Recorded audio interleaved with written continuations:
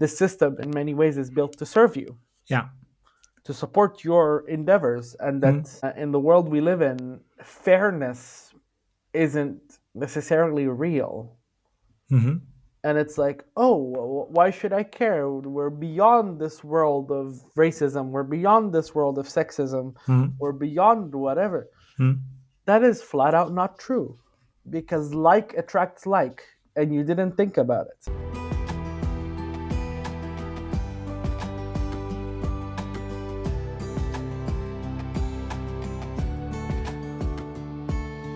Welcome to Women Disrupting Tech.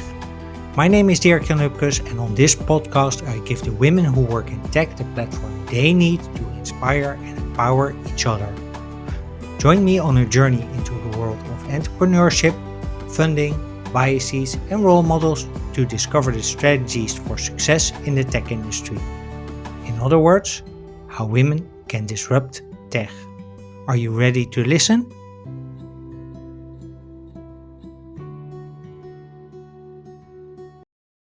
Hey, welcome back to Women Disrupting Tech. Happy holidays and thank you for listening to episode 82.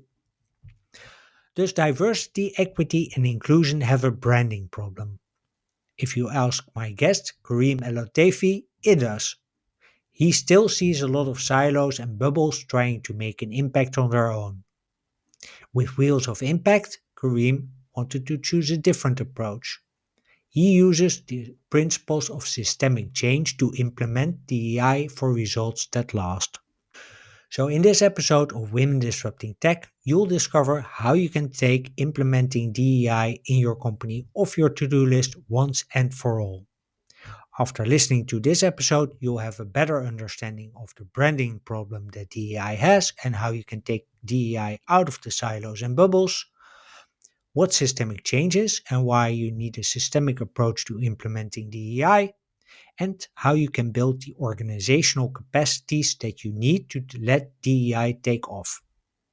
Plus, you'll discover why white cisgender men are not the bad guys when it comes to implementing DEI.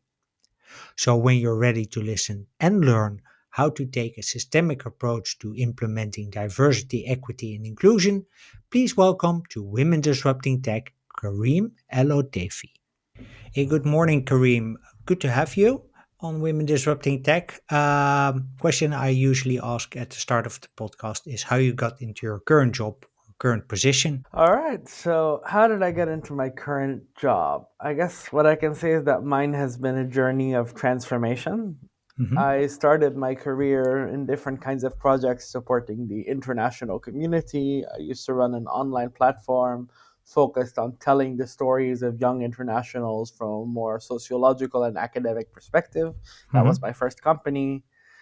From there, I moved on to a more practical relocation business, trying to help people that wanted to come into the country, and then a bit into the nonprofit space to help internationals feel more safe and welcome. And then there sort of hit me around the time COVID was happening a moment of reflection of, hey, is this where I want to be? Is this who I want to be in this world? Hmm.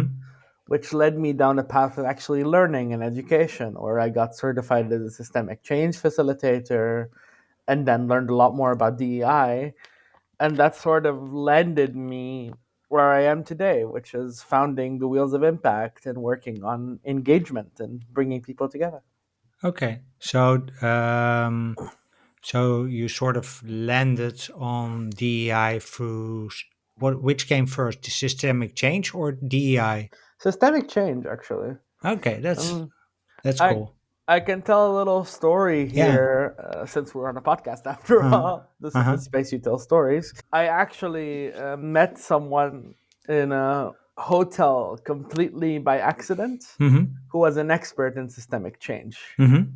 And then we sat at the hotel's restaurant, had a couple of drinks, and had a very deep conversation about life and entrepreneurship. Mm-hmm. And that sort of led me down that path. And it felt like fate, because this person was like, hey, in a couple of weeks I'm starting a course, is this something you're at all interested in? Mm-hmm. And sometimes you have to wait for things to fall into your lap Yeah. when you least expect them. Yeah. Yeah, that comes with unexpected conversations for Mm, sure. Yeah, yeah. Hey, one of the topics that we're going to talk about today is actually the branding problem that DEI has, and we. I also want to talk a bit about systemic change, or a bit, mm, maybe quite long actually, mhm. and what it means and how it can help shape the future of making the future a bit more inclusive. But let's first go to the branding problem that DEI has, because from what I know from you, you think that there's a branding problem, that it's presented in the wrong way. Maybe this is just the part of me that originally studied communications, right? I Mm-hmm. always have to think about how do you package things? How do Yeah. things look to the world? How can you best make sure what you do resonates with your audience? Yeah. And I think what I've seen in my field is lots of amazing work by very talented people, Mm-hmm. but also lots of division, lots of silos, lots of, okay, this is the space for women. Mm-hmm. This is the space for queer people. This is the space for disabled people. Mm-hmm. And I feel like the intersectional approach of DEI is on the rise. Yeah. But what we miss in terms of how we can engage with DEI and maybe how we Mm-hmm. can position it is that it's ultimately just about being more human centered, Mm-hmm. being more people first, allowing your people to exist as they are, and then reflecting on their particular challenges of working together. Mm-hmm. Because ultimately, we're not gonna sugarcoat it. We live in a world of capitalism. We Yeah. all want to make more money. We all have companies, Yeah. and I'm one of the believers that if you work on the specific issues that touch your people, Mm-hmm. if you really work on what makes them want to come to work every morning, Mm-hmm. what makes them want to keep fighting for you, they will. And I've seen it over and over. If you invest in workshops and engagement programs and so called soft work that some people would call the Mm-hmm. EI, Mm-hmm. you get innovation, which ultimately boosts your bottom line. Yeah. Yeah, that's something I really agree with. Actually, that it's you have to do this for the bottom line, not for because DEI is a tool Mm. and not a means, or sorry, it's a means to an end. It's not the ultimate goal. I mean, there are, in a way, two sides to this argument, right? Mm-hmm. In the sense that we cannot deny that historically Mm-hmm. the systems we live in have favored a certain kind of person, Yeah. and then we need to do the work to balance that out, create equal opportunities, open doors, and Mm-hmm. uplift voices Mm-hmm. that haven't been there. And for me, that comes from a very fundamentally personal place. Mm-hmm. So I can't say fully that DI is a means to an end, Mm-hmm. but it is also, like we just said, a tool, Yeah. something in your toolbox that you can use to boost your systems Mm-hmm. and bring your people together. Yeah. So what's your personal experience then with DEI?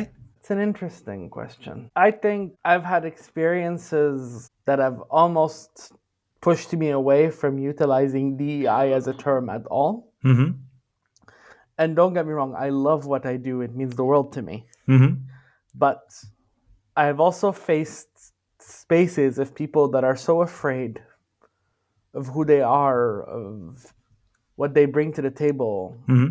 that creates animosity, division, anger, and fear. I've been told, oh no, I would be scared to bring someone like you in front of my company. Or you're just too far ahead. You're too complicated. You're too creative. We'd rather get this person that does this one specific thing. And maybe because I work at this intersection of systemic change, I bring inherent complexity. And what I want to work on is complex challenges within organizations. That's how Yeah. my brain works. Yeah. And that comes with a price. It comes with a price that I didn't go only focus on my identity and lean into the Okay, I'm just going to tell a nice story and people are going to smile and I'm going to make my money off of that. Yeah. Change comes with a personal cost, whether Yeah. we want to admit it or not. Yeah. And it change also comes at a cost uh, to the people who have to go through it, and you're one of those people. So yeah, that's yeah, I think that's really powerful. So what's your connotation with DEI then? Is it because yeah, it's not just simple flip we can switch we can flip. I think if I had to put a specific connotation with DEI, Mm-hmm. it's much like a battery. Mm-hmm. DEI is to you what you use it for. Yeah. It can be a massive force for good, and there's beautiful community alignment. I've Mm-hmm. built great memories and built great projects with advocates of DEI, Mm-hmm. of true DEI, which is focused on identity, Uh-huh. power, and the role of people. That's on the positive side. Mm-hmm. Then there's the side of it that would use it for glamour, identity politics, playing games, and self-serving.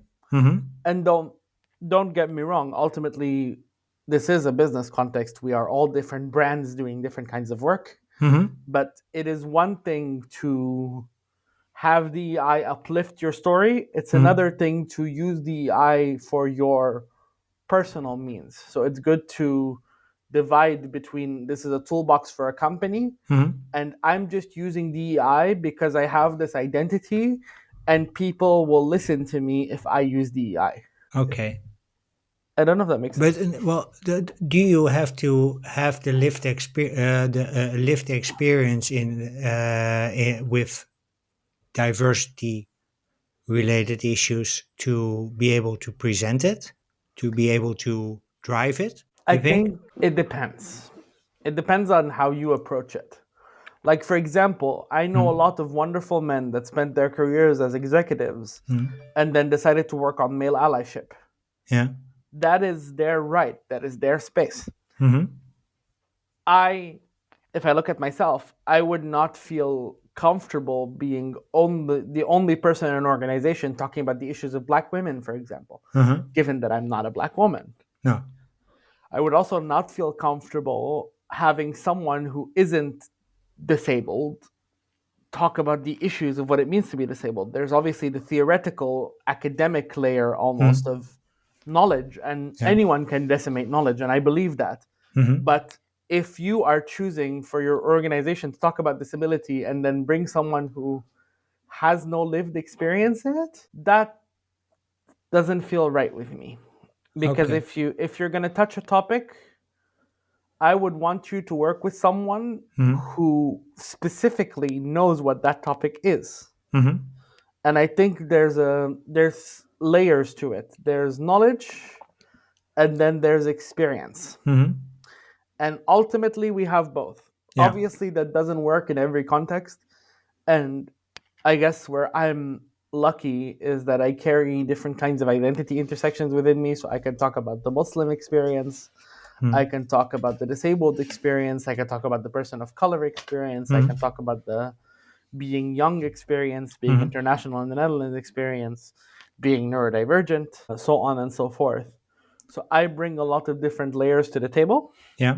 But if I'm going to speak about women, then I would love to be on a panel filled with women or co-facilitating with a woman. Mm-hmm. If I'm going to speak about, I don't know, trans issues, then Mm. of course I would love to give the space to someone who has more personal expertise in that. Yeah. So it's a balancing act, I think. So let's say just jumping a bit, uh, that would mean that if, let's say, I would try to be a DI consultant as a white cis man, that I would, you think I would need to bring in also the people of color, the people with disabilities, the women, etc., to bring the story to my audience. I would think so, but I Yeah. also think, in my opinion, that's proper business strategy. in the sense that research has told us innovation Mm-hmm. within different industries is really built on collaboration. Mm-hmm. And the more you collaborate, the more likely you are to bring an innovative product to your market Mm-hmm. and push further. And I mean, obviously, this isn't a clear cut answer or solution in the Yeah. sense that, of course, if you do go into the world of DI, there will be moments when you're speaking on your own. There will be moments when you're advocating for different groups. Mm-hmm. But then I would leave that up to your own moral code in that sense of how do you present these stories. And I would go and I would check with, if I'm going to talk about the issues of women, black women, for example, I would Mm-hmm. go check with my black women in my network of, Yeah. okay, I've been asked to speak on this. Does this sit right with you? Am I Yeah. representing you as best as I can? And then obviously you don't go to one or two, you try to talk to as many of people as possible to get a multiplicity of perspectives, Mm-hmm. because we also don't want to be reductionist to the complex experience of a certain identity group. Yeah. Yeah. So also do a lot of research Yeah, by talking to your network. Yeah. yeah, Okay, that's I think a good tip that I will take to heart myself. For context, I'm trying to be speaker on this topic, so that's why you poked my interest when mentioning that you have to have different people on stage. I just want to go back briefly to DEI and the branding problem that it has. As a result of this, some of us treat DEI as a goal and not as a tool in your toolbox. What goes wrong as a result of that? So we talked a little bit about not being profitable, as profitable as you can be, and not being innovative as you can be. But what else is the result of it? the result of treating the I as a goal, you mean? Yeah. I think the best way to put it is the I doesn't exist in a bubble, and Mm-hmm. if it does, then you're pushing it too far within you. And I've seen people get consumed by their goals, Mm-hmm. because ultimately there is a layer of this that's about social justice, and a lot Mm-hmm. of us get into this work because we feel like we want to change the system and we want to work to uplift voices. Yeah. And then if that becomes the central goal, Yeah. I feel like sometimes you're left with anger, you're left with pain, and Mm-hmm. I don't want to see my community go through that. And I speak from experience. Like Mm-hmm. I used to be do or die DEI, and then I go into certain DEI spaces Yeah. where I'm not necessarily the most welcome, or that Mm-hmm. my voice is considered quote unquote too out there, too different. Yeah. And then I face the wall, and I'm like, okay, what did I do wrong? I'm saying all the right things. I believe in all the right things. Is that not Mm-hmm. enough? And I'm just, I guess the message I'd love to deliver with the risk you can take is that you are each such multifaceted, such beautiful, such skilled people in different things, that it's always good to find different angles of what you do Yeah. to keep you grounded in yourself. So also treat it as a sort of wisdom that you can use to improve yourself. Exactly, Yeah. and build your own path instead of following different paths that already exist. And that's the thing. I work at the intersection of DEI, communications, and change. Mm-hmm. All three are domains that exist within me, and that's what makes my approach unique, Yeah. because it pulls on all of these different things. And I'm sure if each of us sat there, like Dirk Jan, I take you as an example. Mm. I think you're learning more and more about the I space, but your strength is storytelling, curiosity, Yeah. and this insatiable drive to understand, okay, what is actually wrong with the system? How can we change it? How can we fix it? Mm-hmm. And a gift to bring people together. All of these interpretations can be Mm. turned into different business avenues, into different projects. Like, Yeah. look at events. Like you said, you want to be a speaker. You're Yeah. doing this podcast. You might Yeah. do a course at some point. Yeah. The knowledge and the opportunity is limitless within you. Don't put yourself in one direction.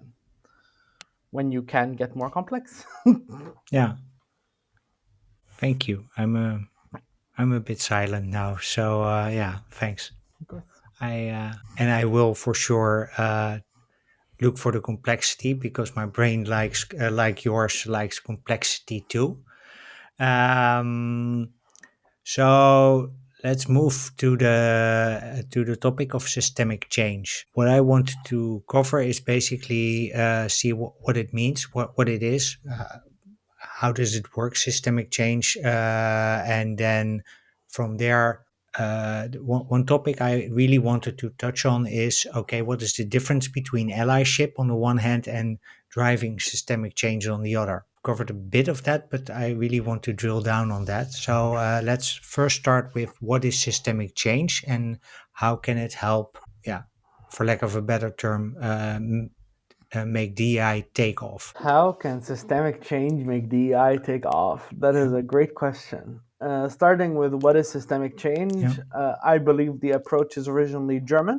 Mhm.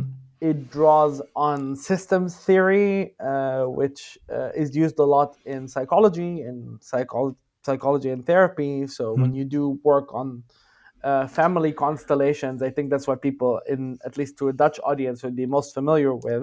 There's a lot of similar work in that is done in organizations. So organizational constellations, Mhm. constellations of stakeholders, and then the beauty in that is that it is inherently holistic. Mhm. It takes you away from this very linear way of thinking. I think the first principle in systemic change is not to follow the one plus one equals two, Mhm. but to expand on potential possibilities. It's also driven by participatory engagement and really working within your system, because another belief is the system has everything it needs. Mhm. So by focusing on things like solution orientation and different methods of uplifting your system using the right questions, Mhm. almost like a qualitative investigative study, by speaking to your people, by hearing their voices and their interpretations. Mhm. As a facilitator, you're trained to piece all of these pieces together Mhm. into a more coherent understanding of the challenge the organization is facing, with Mhm. the acceptance that the challenge the organization is facing may not be the challenge they think it is. Yeah. So you also have to be open to the possibility that the problem that you're solving is not the problem that you thought it. Yeah. And I think that's always the biggest challenge with this kind of approach. People say, oh, your workshops feel like therapy. And that's the thing. It's very, what I do is facilitate a process. Yeah. I cannot tell you in the beginning of the process Mhm. where that process will end, because No. I've only met you as my primary stakeholder, the person that brought me in. Mhm. You might think this issue is one thing, and then I talk to your team and I find out that they all see it very differently. Yeah. And then I see it as my responsibility as a facilitator to bring those worlds together. Yeah. And I Also back mean, to the initial stakeholder and tell him or her like okay, you thought the problem was productivity, but it turns out that it's, let's say, belonging. yeah, yeah, exactly. And that's the thing. I believe you brought me in for a reason, Mm-hmm. and then I hold the responsibility now Yeah. to uplift the voices that you asked me to uplift, and to tell Yeah. you, hey, this is what I heard, this is what I interpret. And that doesn't always make people very happy. People want to solve what they think they're solving, but Yeah. it's more honest, authentic. Yeah, for sure. Is that also a bit the one of the barriers that you run into when doing your work, Oh yeah. when doing systemic change, that it actually people are so focused on problem solution and really taking that linear path that they're not open to, oh, maybe it's something different. Yes, definitely. I mean, it's we talk a lot about how a confused mind doesn't buy, right? Mm-hmm. And I have to go to my client and tell them, "Hey, I've got this process. Mm-hmm. I can't tell you exactly where the process is going to go. I can only tell you we're going to cover these things, Mm-hmm. and these things will bring you a result. Yeah. What does that result look like? I need to understand your system to tell you. Yeah. And I mean, obviously, you balance it out with different kinds of knowledge, and you can take different lenses to it, like intercultural communication, Mm-hmm. like gender, like the experience of people with disabilities. But I can only add from that, Mm-hmm. add it as a lens, as a perspective we take. Yeah. But I can't tell you how your system feels about something. I have to go find out. Yeah. So it's not like a razor blade that if I shave, I use a razor blade and then the hairs on my face will go away. Yeah, exactly. And I mean, a lot of the people that have been blessed to be allowed to do this work for Mm-hmm. have started processes, have redesigned their HR systems, Mm-hmm. have reworked their culture. And I think that's what scares people a little. It's like a can of worms sometimes. Sometimes you don't want to see what's happening in the underbelly of your system because it's easier to think, oh, everything's going awesome, but it Is just it isn't. is it also about control? Oh, definitely.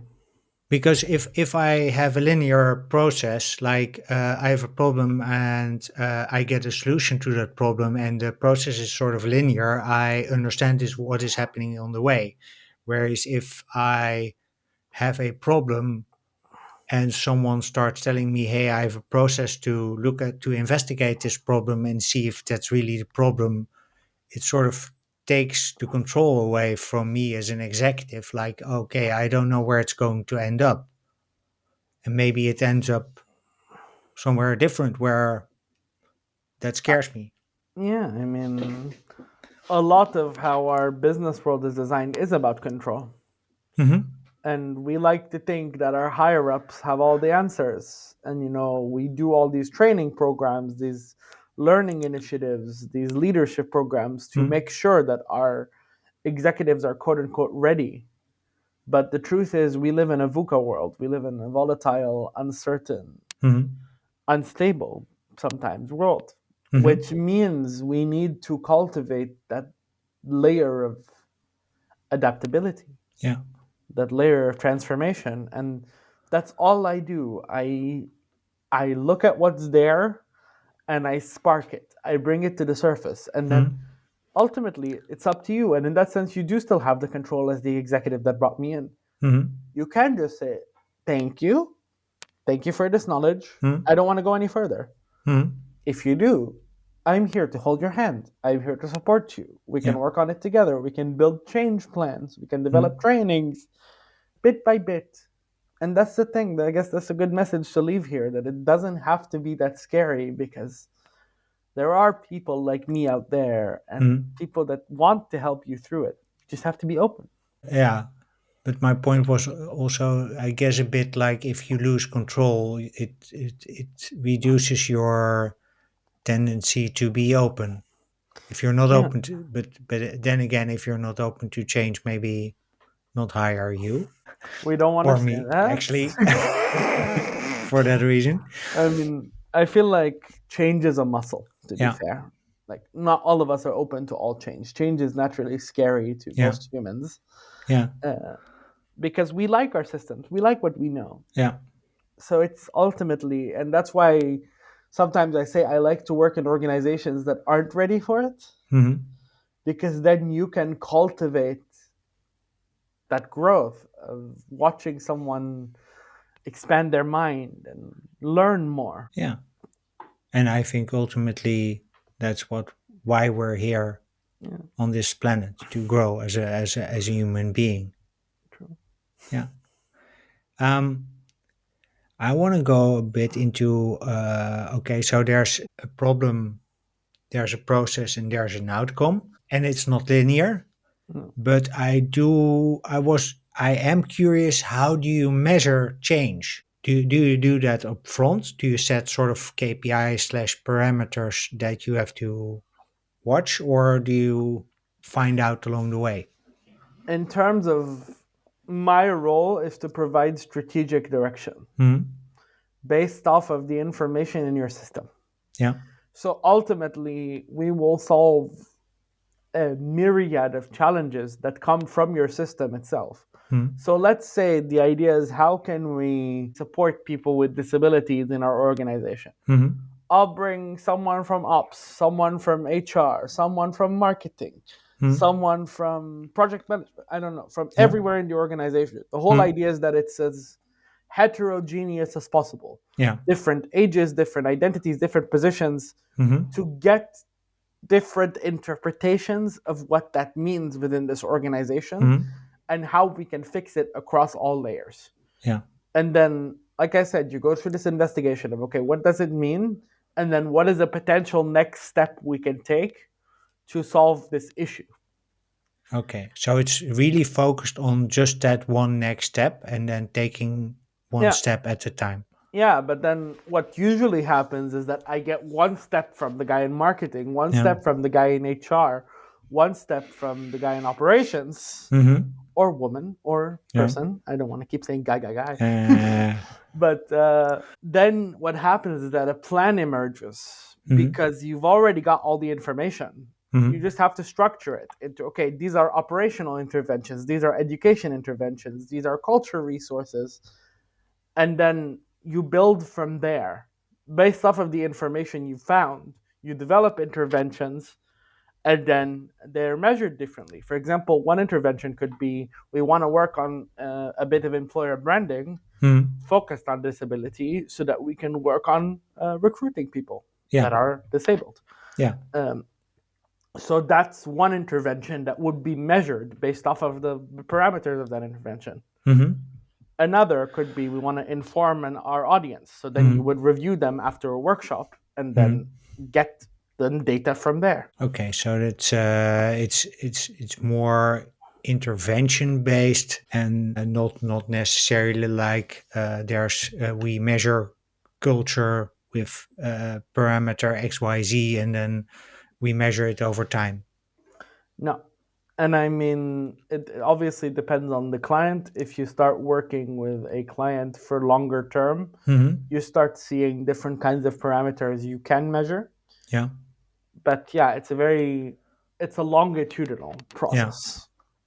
So how long does it change to get to a good level of systemic change? Does And and what does the longitude depend on? engagement. Uh-huh. Once you start this journey, you need to make sure your stakeholders stay on board, Hmm. because you can build all the plans in the world for how you can change your system. Yeah, If the people don't want it, it's not going anywhere. yeah. And that's what I hope one day we can find ways to pass on knowledge, to pass on ideas, to pass on decisions, Hmm. and work more collectively towards a goal within different organizations so that it becomes one day less stakeholder dependent. Hmm. But as organizations stand right now, Hmm. ultimately you've got people that are with you and people that are against you, and it ends up being almost a game of luck. Maybe you're lucky, and there's at the higher executive level, a lot of them are for what you're doing, Yeah. so you get to keep doing it. Hmm. Or there's a completely new executive who's maybe a bit less.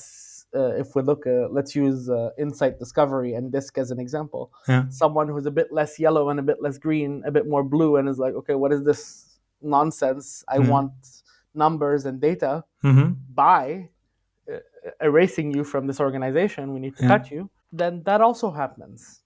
There is no guarantee for long term change if organizations aren't willing to invest in it. Hmm. But what I do believe in is that any intervention you make sparks something within the organization. Hmm. So you root that change in the people that are there, Yeah. and then you inspire maybe a new generation of change makers. Is that also part of the goal to really build the change? Have make the organization sort of. You said change is a muscle, so Yeah. to instill that muscle within the organization, that it can Yes. take over from you, even if you're not Yes. there. Yes. And that is precisely what at least I try to do. There's always an educational element. I will always Mm. cover the basic Yeah. principles. I will always cover the processes Mm-hmm. so that I've built some of that capacity in your people. I want to move to a topic that is near and dear to my heart, the role of the white heterosexual cis man in this. What can he, or if it's a woman, yeah, no, if no, what can he do?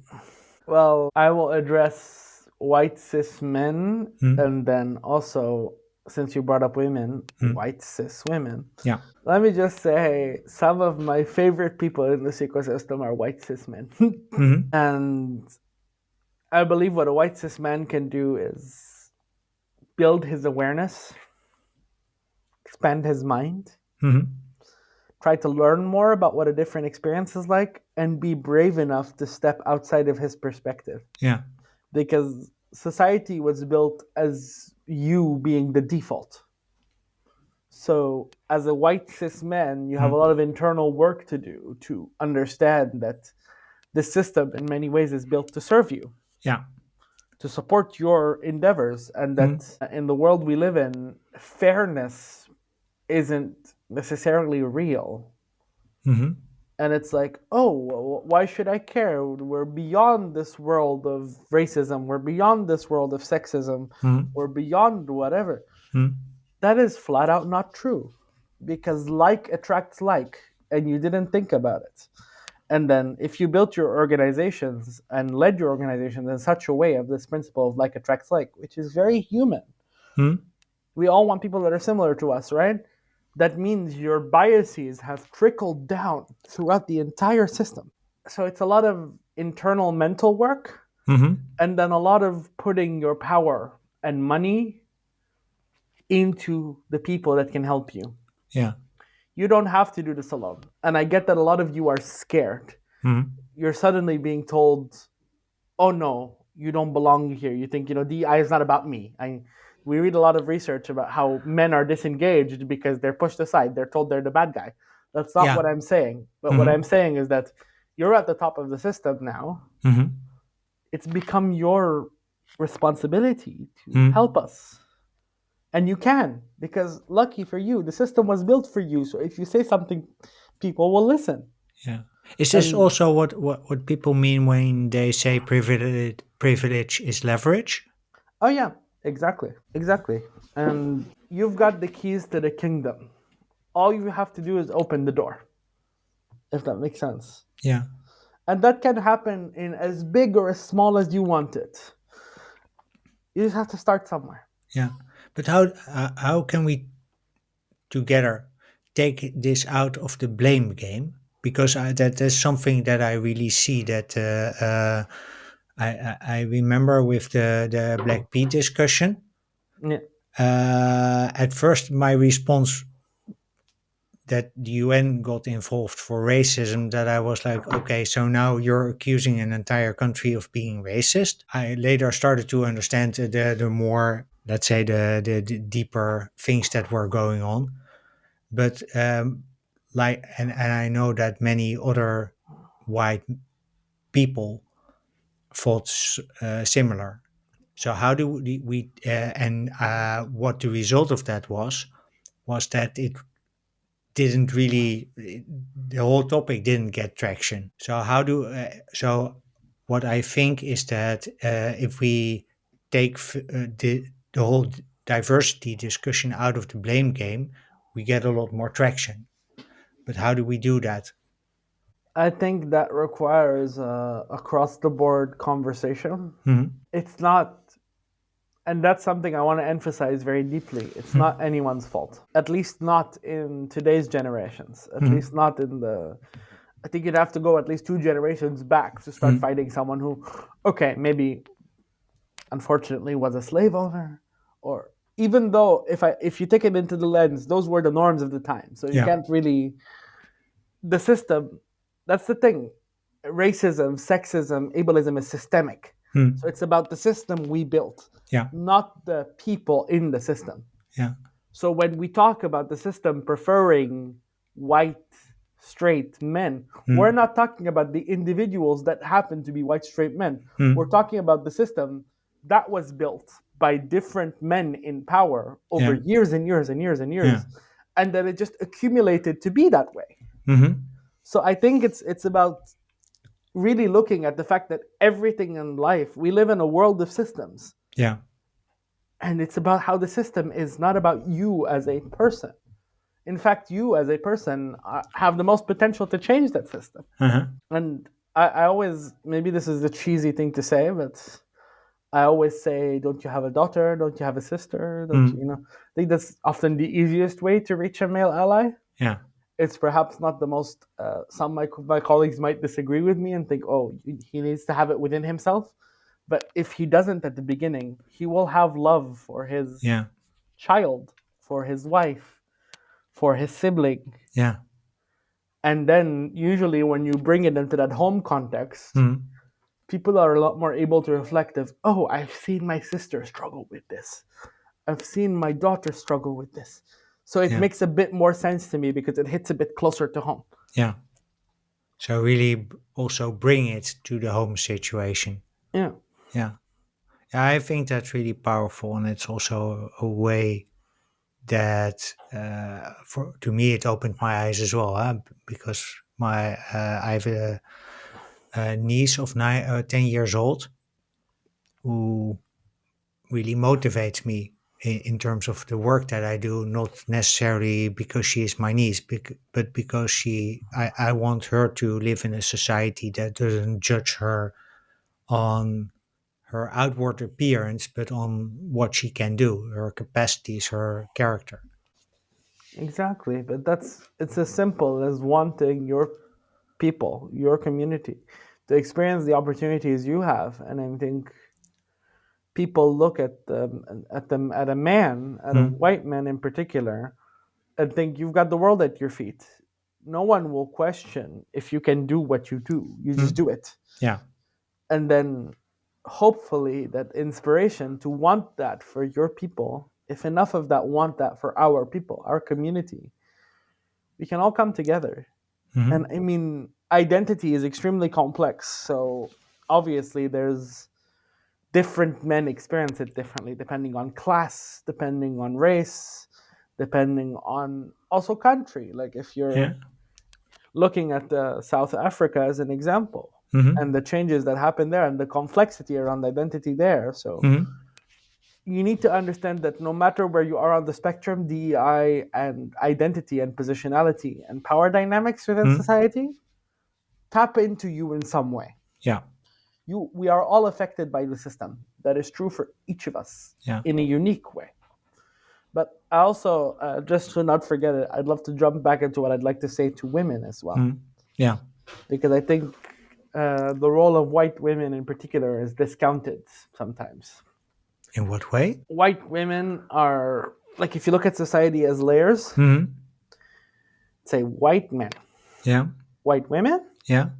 white gay men, everyone Else. Yeah. else. And white women were some of the first trailblazers for the rights of different kinds of people, people that Yeah. aren't straight white men, right? Yeah. Like But voting rights. That's the yeah, most prominent, I think. yeah, but also rights of women in career Yeah. spaces, breaking the glass ceiling. We're not here to talk about the feminism movement. That could be its own episode. Yeah. Yeah. Yeah, but I do think while there's a lot of work to do for women still, Hmm. a lot of at least white women in the circles I've run in have come into prominent positions of power. And what I would love to leave with you is Mm. the idea of not being afraid. Because what I've seen a lot is the queen bee effect. I don't know if you're familiar with it. No?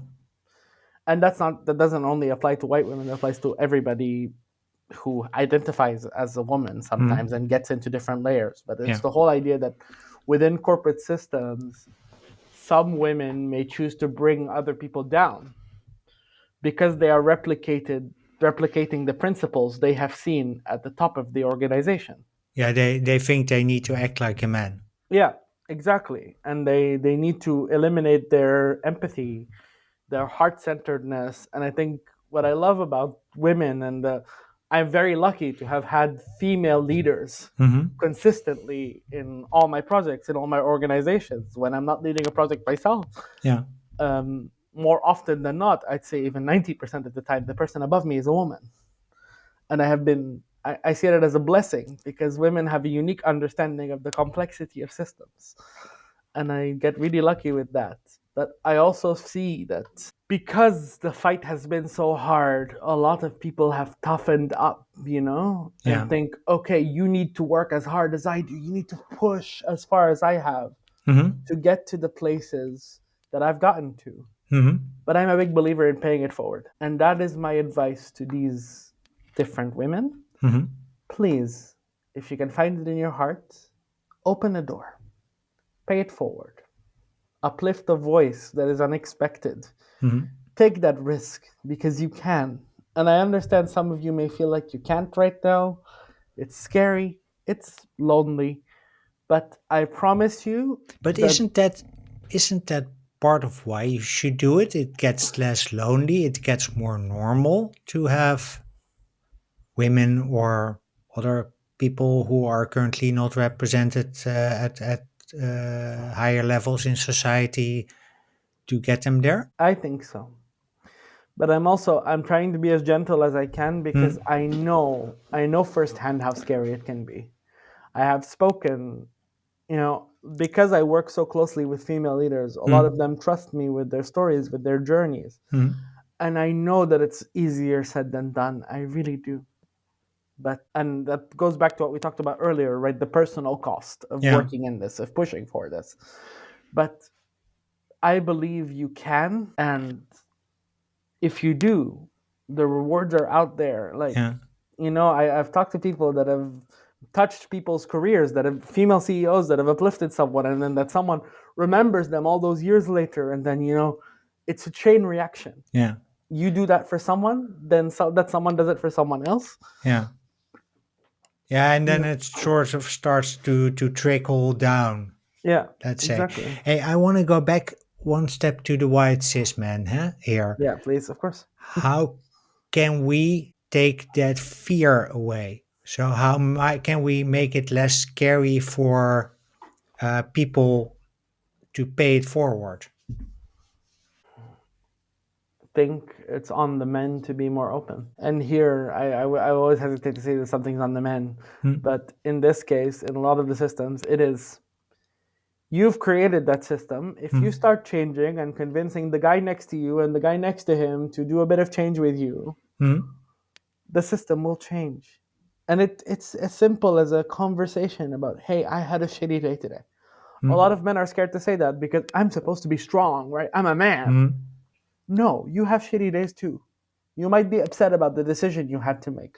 Yeah. You might, but no one wants to talk about that because how dare I dismantle this idea of masculinity? Who am I? Hmm. You're a person. You're more than capable of dismantling this idea, and that's the thing. We all suffer under toxic masculinity. We all suffer under patriarchy. Hmm. God knows, I've heard the phrase "too soft for business" more times than I can count. Yeah. But it is precisely that softness that allows me to come in to change things, because you change things with love and empathy. You don't change things with anger and aggression. Aggression flat out doesn't work. No one wants Yeah. to be yelled into changing, if that Yeah. makes sense. It makes you really uncomfortable. Yet there's half a country who voted on a guy who does exactly that. But that's a sidestep. I don't. We're recording this just after the US elections for context. Yeah, I don't even. But actually, I was listening. I don't want to get too much into politics, but I was No. listening into an interpretation of a psychologist about why the US elections went the way they did Oh, okay. and how elitism and pretension was a part of the approach and the agenda Hmm. of the Democratic Party, in the sense that there was the moral high ground idea. Yeah. And that's the thing. To create change, you need to be able to speak to the everyday man Yeah. or woman. But it's change does not exist in the upper echelons of highly educated, academic bubbles. No. And hey, I can say that I was lucky enough to be highly educated to have access to those spaces, and I'm in a bubble of people that agree with me, so that Mm. there isn't much to do there. Yeah. The change happens when you can really reach the factory worker Yeah. who is only concerned with his paycheck, doesn't really care that his colleague over there is Muslim or his colleague over there is transgender, just wants to get the work done. Yeah. That's the person you want to touch. The average guy in the middle of a village somewhere who's struggling with his queerness and doesn't know what to do with it, Yeah. And that's unfortunately something we have to admit Donald Trump is very good at. He's very good at, obviously, he uses it for the wrong reason. It's a lot of propaganda, it's a Mm. lot of anger, Mm. but he makes the little guy feel heard. Yeah, that is something true for sure. I was watching something on television, and then I'll stop about this topic. But I was watching on television an interview with, or a documentary, sort of, on a news program, and they were interviewing people who were going to vote for Donald Trump. And essentially, the one thing that stood out to me was that all of them, and I mean there were like 20 people that were interviewed, all of them said he will take care of us normal Americans, be that a Latino guy, a black guy, a Muslim guy, a white woman, a black woman. He will take care of us. And I think that's indeed, to your point, that's part of what the Democratic Party misses. But that's the thing. Obviously, there were a lot of context dependent things with Biden stepping down and the Yeah. change in the campaign at the last minute. Hmm. But ultimately, people can't support what they don't understand. Yeah. And that's something, hey, I'm guilty of because of my education, because of my perspective. I tend to use very high level words. A lot of what I do is about concepts and Hmm. ideas. And that also has a lot to do with how my brain works and my personality works. Hmm. So I work every day on simplifying information as much as I can, because that's, again, complex information can be divisive Yeah. because it opens up a lot more interpretation. Sounds So like a great way to bridge to the last question. So your company is called the Wheels of Impact. How can you help uh, companies, organizations? yeah. So I work on internal and external engagement Mm-hmm. around topics of identity, culture, creating cultural change, attracting and retaining talent. Mm-hmm. We combine approaches from communications, DEI, and systemic change to Uh-huh. develop unique solutions for each organization across different stages, right? It's Mm-hmm. sort of a three-step or three-possibility pathway. You can work on inspiring the people, and that's where my keynotes, where things like this lie. Mm-hmm. And then you can work on engaging people, which is about workshops and the different kinds of systemic workshops we talked about, and then Mm-hmm. workshops about identity, ableism, different kinds of identity layers and how they impact you. Yeah. And then you've got the longer term option, which is transform, where people bring you in to work on developing DEI programs, employer branding programs, Mm-hmm. the really let's build something together long term. And then I try to deliver really sort of fitting glove end to end solutions. Mm-hmm. So you bring me in, you tell me what the problem is. I've got a small but mighty team of different experts in different things and a great network of facilitators of Mm-hmm. different people. And then I can often make a little cocktail of things. I'll get a designer from here, I'll get a photographer from here, I'll get two facilitators from here. Mm-hmm. Here's a program. Mm-hmm. So it's literally taking a bit of Lego stones and then, Exactly, and that's the fun of it, because yeah. every project is different. Every person has a different problem Mm-hmm. and needs a different solution. Okay. Maybe that's also part of the complexity of systemic change, that it's never a one size fits all. Exactly, and that's the thing. I always say, I have the content, you have the context, Yeah. and I take your context and I find what you need and try to bring it to you. Sounds like a great place to wrap. Yeah, thank you. Karim, thank you very much for this wonderful conversation. Really insightful.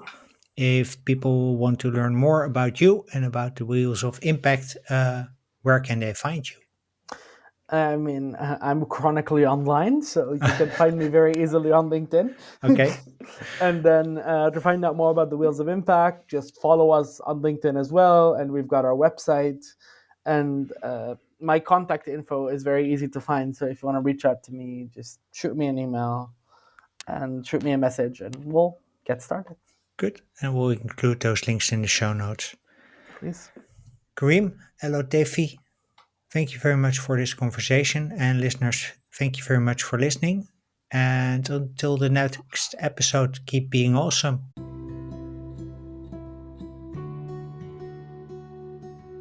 Well, that's a wrap. Thank you for listening to episode 82 of Women Disrupting Tech with Karim El Oteify on how to take a systemic approach to implementing diversity, equity, and inclusion. Karim and I hope that you've enjoyed our conversation as much as we did. And because this is the final episode of 2024, I want to wish you happy holidays and a very happy, healthy, and most of all, inclusive 2025. If you'd like to learn more about Karim and his company, The Wheels of Impact, please connect with him via the links in the show notes. In the show notes, you can also find a link to an episode of the podcast Journeys of Empowerment, where our mutual friend Michiel Reed interviews Karim on his personal journey. It's an episode that I can absolutely recommend. And as usual, you can find the show notes at Women Disrupting Tech, all one word, .blog. On the same website, you can also become a member of the Women Disrupting Tech community. Members get early access to new episodes, and in the weekly newsletter, I'll share with you what I learned from each of the episodes. So check out the show notes for a link. When you're looking for a role model to inspire your own hero's journey in tech, I invite you to check out one of the other episodes of this podcast on Spotify, Apple, and YouTube. And if you're a regular listener, please give the show a rating or a review because that way you help other people discover the podcast. If you're a male ally and you want to help the Women Disrupting Tech make this podcast obsolete by the end of 2032, there's a simple thing you can do. Please share the podcast with friends, family, and coworkers because this way you give my guest a platform they need to make it happen. Finally, if you want to connect with me, you can reach me via dirkjan at womendisruptingtech.blog or you can send me a DM on LinkedIn. On LinkedIn, simply type in my name and you'll find me. With that, I wish you a wonderful day. I hope to see you in the next episode. And until then, keep being awesome.